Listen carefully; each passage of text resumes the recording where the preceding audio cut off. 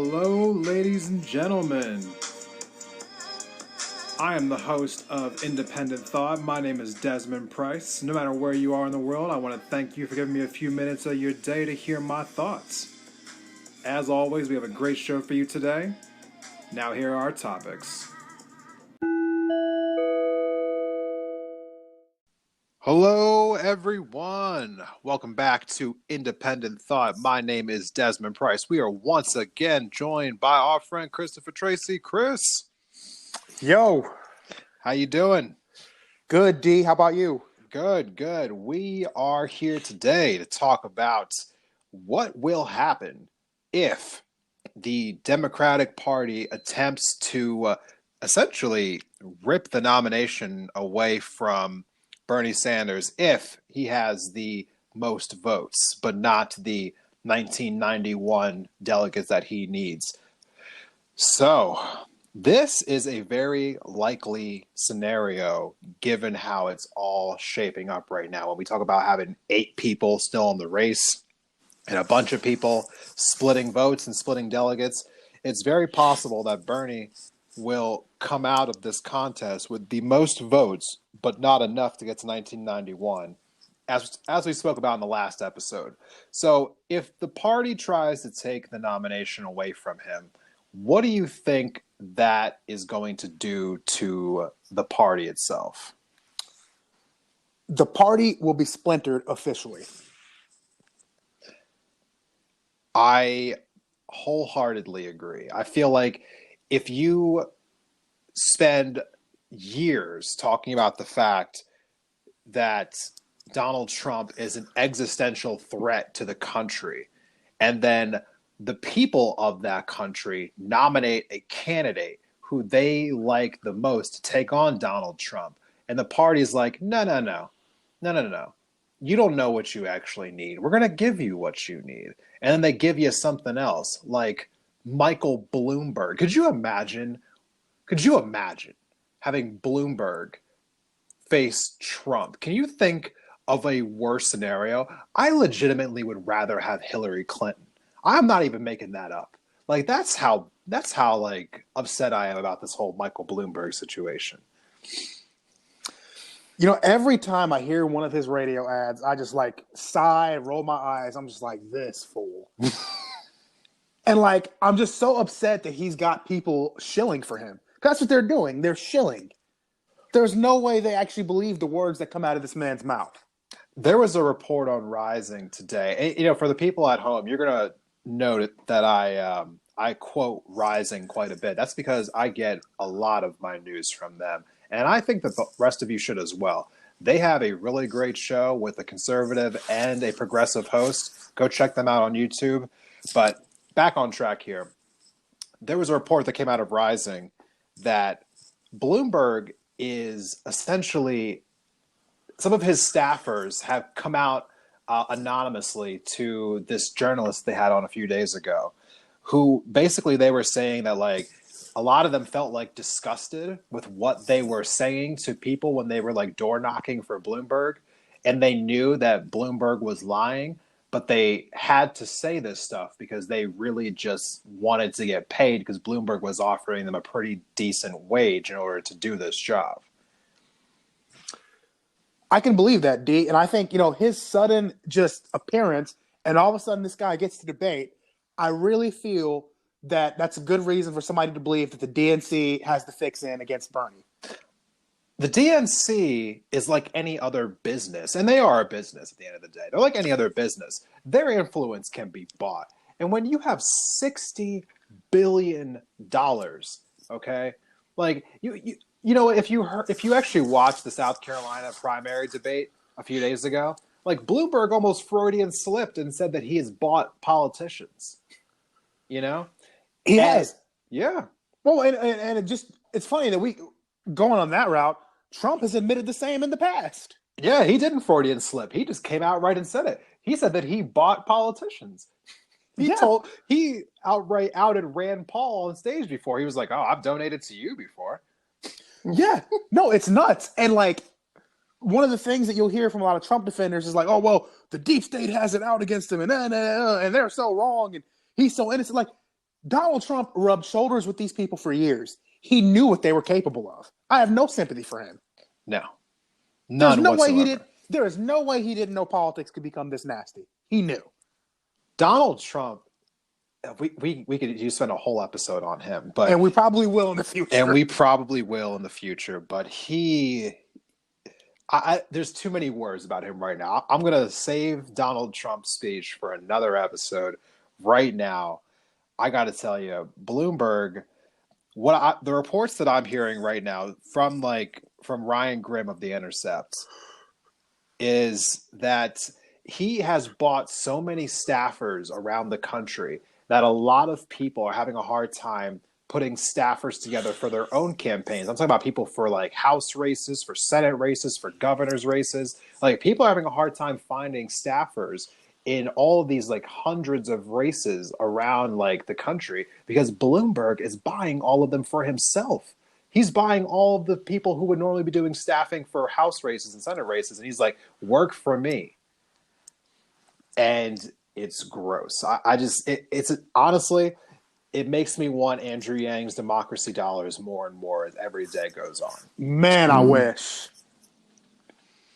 Because as of right now, we have a scenario where if someone like Michael Bloomberg took over the party, we would essentially have what the Republicans had in 2016, where they kept saying that, like, oh, someone who was a Democrat is now the Republican nominee. And now we're going to have someone who was a Republican be the Democratic nominee. And that's just when you're going to know right then and there that the 100 million eligible voters who don't vote in this country, they probably are onto something. Yeah, exactly. Exactly. And you would think with the debacle in 2016 that we would learn our lesson just like the Republicans did when they ran Romney against Obama in 2012. I thought they were finished then if that was the best that they had, but look at how they repackaged and rebranded. Oh, they rebranded all right. It's the question really going forward is, do you think that the progressive movement that is inside of the Democratic Party right now, do you think that it should move to take over the Democratic Party, or should they split and make a true third party? I like the split option better. It's a divisive one, and it's one where you think to yourself that neither the progressives or the Democrats as individual parties would ever be big enough to overtake the Republican Party unless the Republican Party split. And there's no sign of that right now. No, they're more united than they've ever been. They're united underneath fear. They are united underneath the fear that Donald Trump will show up in their state. And so they are all falling in line right now. But yes, you're absolutely right. And yeah, well, I mean, I'm talking about. I don't necessarily refer to with the Republicans. I don't necessarily refer to like the Republican Party united. Yeah, of course they're united out of fear, but the voter base is unanimously united in that they believe Trump is just universally good. yeah, the whole never Trump movement is over.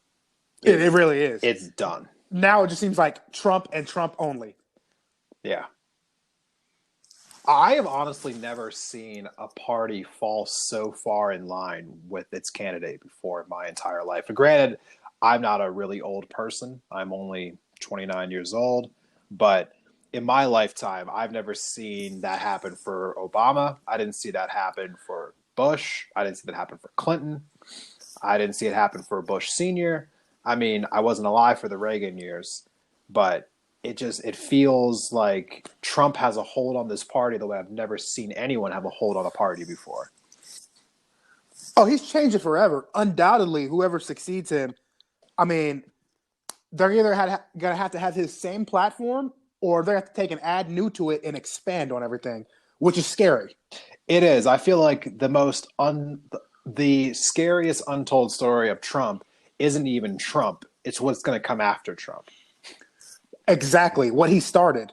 Yes, because he has broken every rule, and now that these rules are broken, you can imagine because he's not that smart of a person, like he has some qualities about him that are like not completely understood as far as like how like good he is as a marketer and how well he like manipulates the media to kind of get the narrative out that he always wants.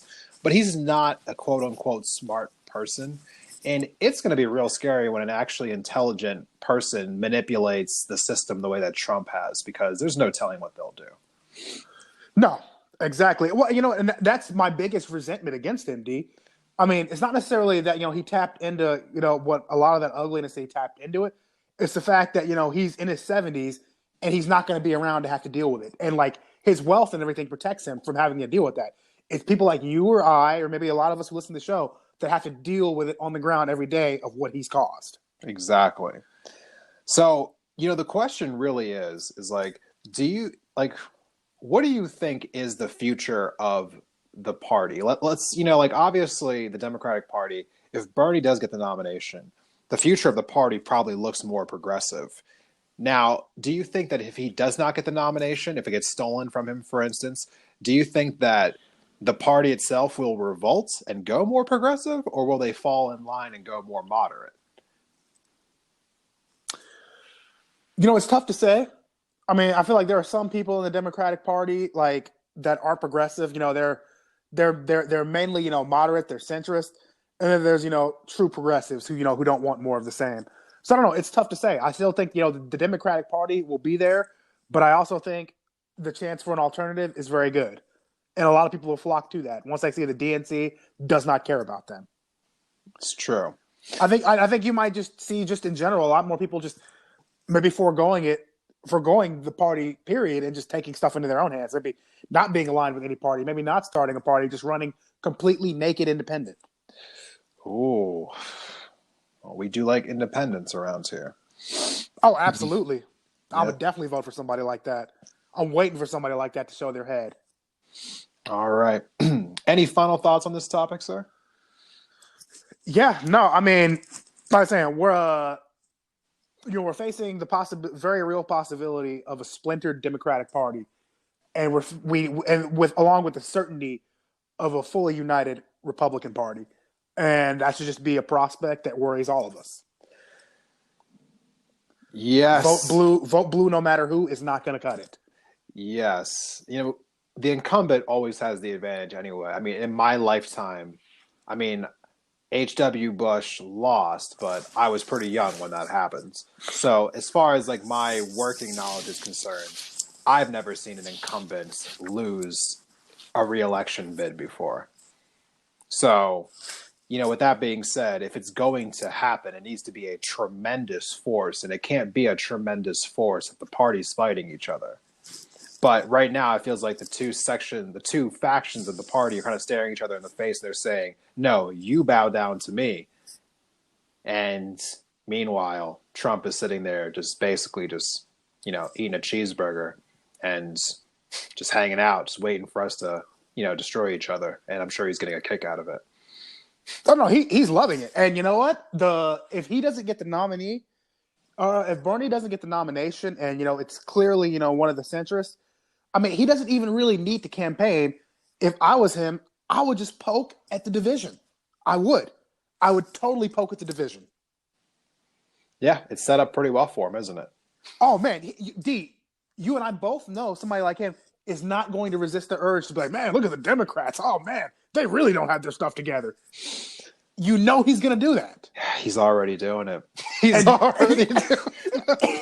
you know what's funny? Like I said, you and I both know 2020 election, his biggest cards to play, socialism and abortion, and he's going to put them on the table every chance he gets. He's going to fly socialism sucks banners from now until the first week of November. Oh, man.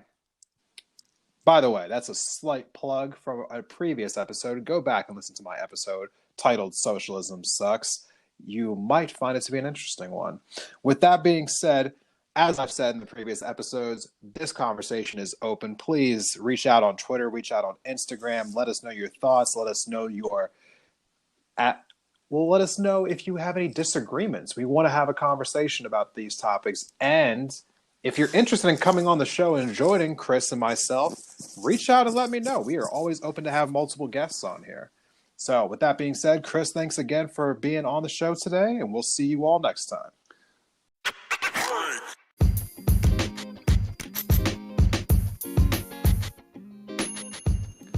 Hey there, Indie Thought listeners. Just want to tell you today about one of our sponsors, and that sponsor is Anchor, the program that I'm using right now to create a podcast. Now, we searched all over for different ways to make podcasts, and we decided on Anchor. There's lots of great things to know about them if you ever want to decide that you want to do a podcast. And why shouldn't you? Get your voice out there, make your voice heard. I'm sure that everyone feels a little intimidated at first when they think about, should I start a podcast? But basically, it's just a conversation that you're having just recorded. Nothing intimidating about it, and Anchor's the best place to start. It's easy, it's free. There are certain tools that allow you to record and edit your podcast right from your phone or your computer or your tablet. I'm on a tablet right now.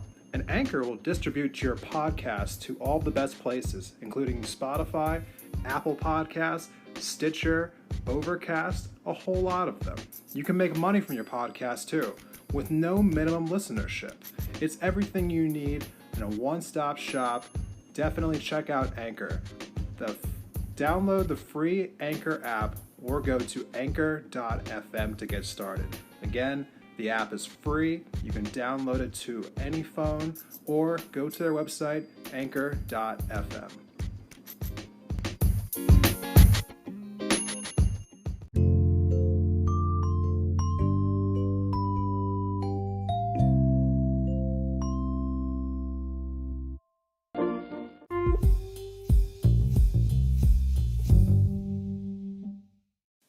Welcome back from the break, everyone.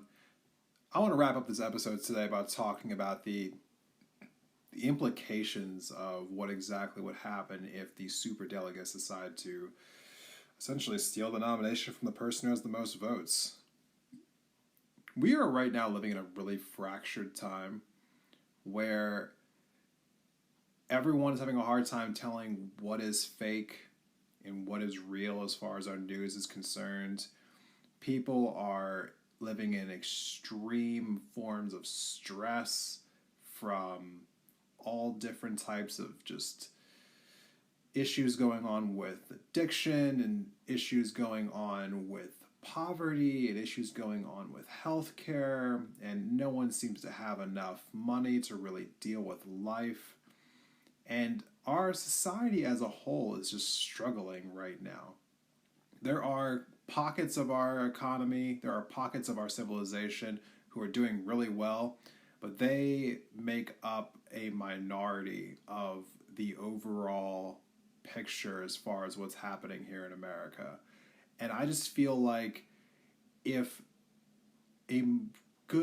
like, let's say 46% of Americans pick one candidate and the party's like, no, children, you don't know what's best for you. We're going to tell you what's right for you. And we're going to give you this thing that you didn't actually vote for, but just trust us. It's what you really need. Just trust us. Trust us, the people who have never done right by you, but trust us because we're going to say it 1,000 times on every single cable network that you've ever seen and convince you after you've heard it for 1,000 times that it has to be true because you've heard us say it 1,000 times.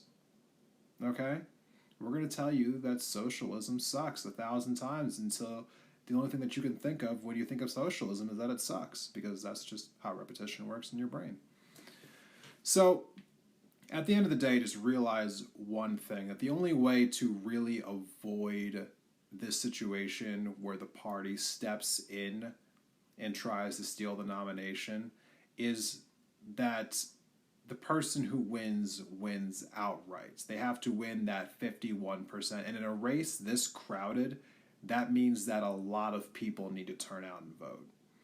People need to vote. I'm going to say that on every single episode until people understand that. And it's not just you individually that's listening right now that's the issue, because I'm sure that if you're listening to this episode, if you allowed me to blitz your inbox and with all the DMs that I send out, and you allowed me to get in there and convince you to click on that link and listen to this episode, I'm sure that you were going to vote anyway. So you're not the person that needs to make sure they vote.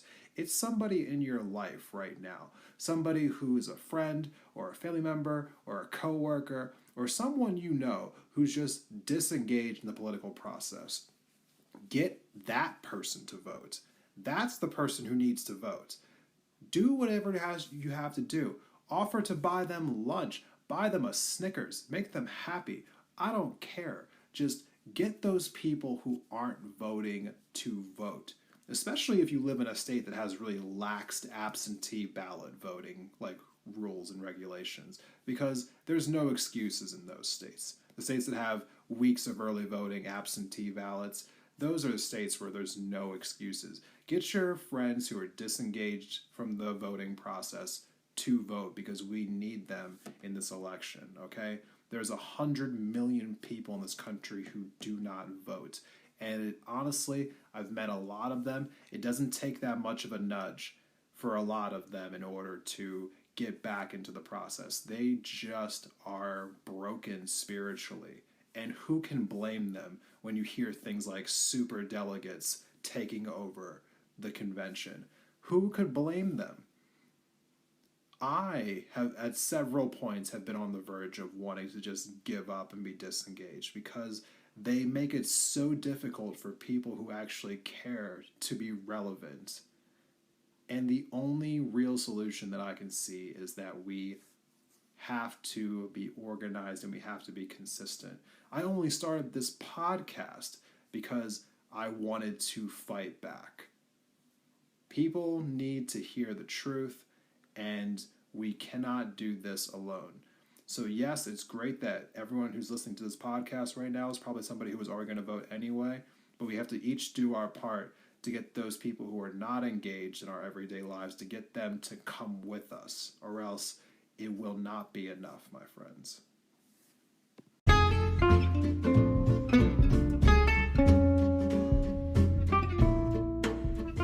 All right, everyone, that is our show for today. I want to thank you all for checking out Indie Thought. Independent Thought is brought to you by your host, Desmond Price. You can follow us on Twitter at Independent Thought or at Indie, I-N-D-E, Thought. So, again, thank you all for coming and hanging out with me.